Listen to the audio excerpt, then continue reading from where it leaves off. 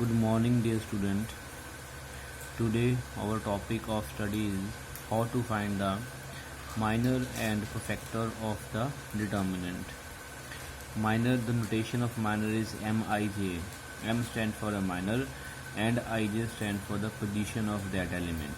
I stands for row and J stands for column. And cofactor, there are two notation.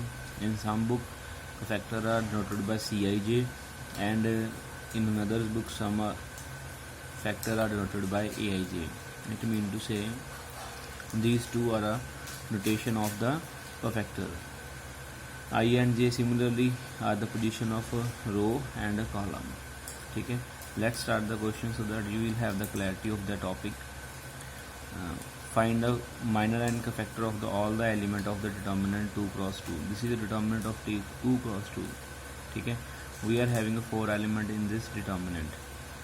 M11 means to say first row, first column, first row, second column, second row, first column, second row, second column.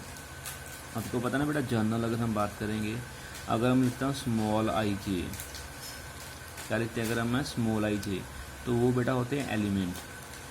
वो क्या होते हैं? Element. Capital I जे होते हैं कफैक्टर, सी आई जे भी होते हैं कफैक्टर. ये दोनों नोटेशन कफैक्टर्स की हैं. मान लो अगर मैंने इसको लिखना हो इन जर्नल तो वो ये आता है A11, A12, A21 और A22. स्मॉल में हमारे पास क्या होते हैं बेटा? एलिमेंट होते हैं. Let's start with the question. M11, 11 का मतलब है फर्स्ट रो फर्स्ट कॉलम. यहाँ पे वैल्यू बेटा कितनी बड़ी है? 2. 2 के कॉरस्पॉन्डिंग ये रो गई और ये कॉलम गई, बाकी का बचा 5. इसके आगे लिखना अपने 5.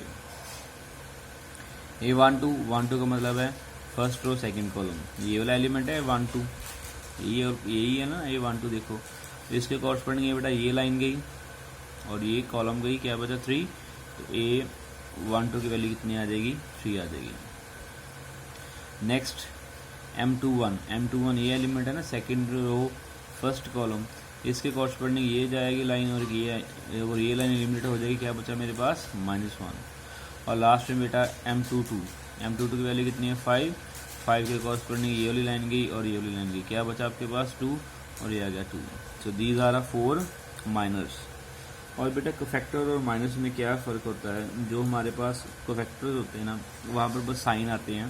क्या आते हैं वहाँ पर? बस साइन. बाकी सारा वो सेम होता है. साइन में इनसे नेगेटिव पॉजिटिव. जैसे ये C11 है तो आपने निकाला -1 × 1 + 1. ठीक है. और M11 का आंसर कितना था? 5 × 5. C12 है -1 × 1 + 2. C21 -1 × 2 + 1. C22 -1 × 2 + 2. और साथ में मल्टीप्लाई किसको करना है? जो उसकी कॉरस्पॉन्डिंग माइनर की वैल्यू थी. देखो यहाँ पर मैंने 3 से मल्टीप्लाई करा है बिकॉज यहाँ पर M12 3 है. और यहाँ पर मैंने -1 से मल्टीप्लाई करा है बिकॉज M21 की वैल्यू कितनी है? -1. सिमिलरली यहाँ पर मैंने 2 से मल्टीप्लाई करा है बिकॉज M22 की वैल्यू कितनी है? 2 है. और आपको ये पता बेटा, अगर -1 की पावर इवन आ जाती है तो बेटा आंसर कितना होता है? 1. और -1 की पावर अगर ऑड आती है तो आंसर कितना होता है? -1. जैसे यहाँ पर -1 × 1 + 1, तो बेटा 1 + 1 कितना बनेगा? 2.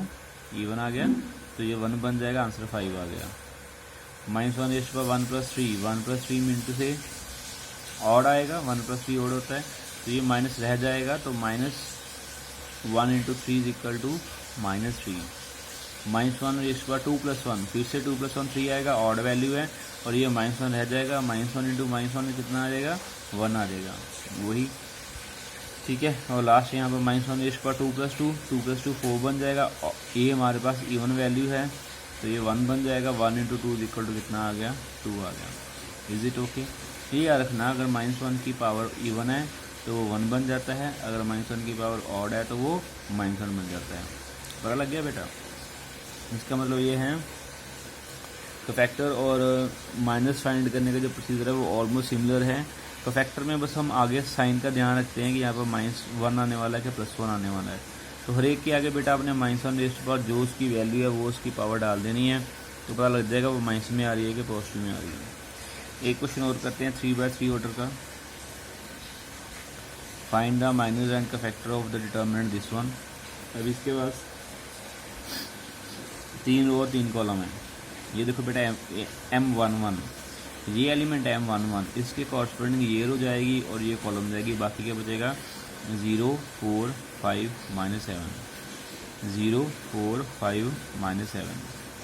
फिर हम ऐसे मल्टीप्लाई करेंगे, ऐसे और ऐसे, जैसे मैंने कल बताया था आपको।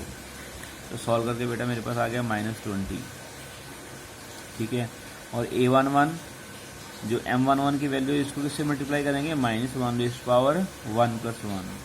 तो 1 + 1 2 होएगा, -1 पावर इवन वो 1 बन गया। तो रह गया आपके पास AM11 की वैल्यू, वो कितनी है -21। सिमिलरली M12 की वैल्यू ये पड़ी हुई है। 1 का मतलब है फर्स्ट रो, 2 का मतलब सेकंड कॉलम। तो ये एलिमेंट है, इसके कॉरस्पॉन्डिंग बेटा ये लाइन जाएगी और ये लाइन जाएगी। जो एलिमेंट है वहाँ पर बेटा प्लस डाल दिया करो, ठीक है। तो क्या बचा 6 1 4 -7 6 1 4 -7। सॉल्व करके मेरा आंसर आएगा -46। और अगर मैंने A12 फाइंड करना है वो सिमिलरली वैसे ही होएगा, -1 पावर 1 + 2 M12। -1 की पावर अब ओड है तो ये -1 आएगा। ये कितना आएगा -1 -1 इंटू -46 माइनस प्लस, वो बन गया आपके पास 46। Is it okay. सिमिलरली हम नेक्स्ट फाइंड करेंगे M13। ये है बेटा M13, इसके कॉरस्पॉन्डिंग ये रो जाएगी और ये रो जाएगी। क्या बचेगा आपके पास 6051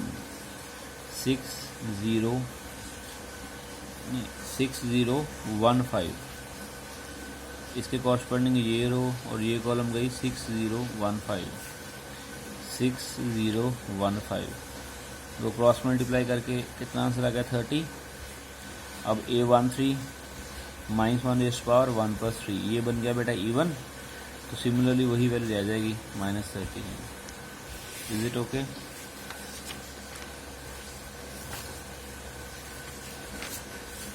नेक्स्ट सारे फाइंड करेंगे और ये नेक्स्ट की वैल्यू M21 के मीन टू से सेकंड रो फर्स्ट एलिमेंट, ठीक है।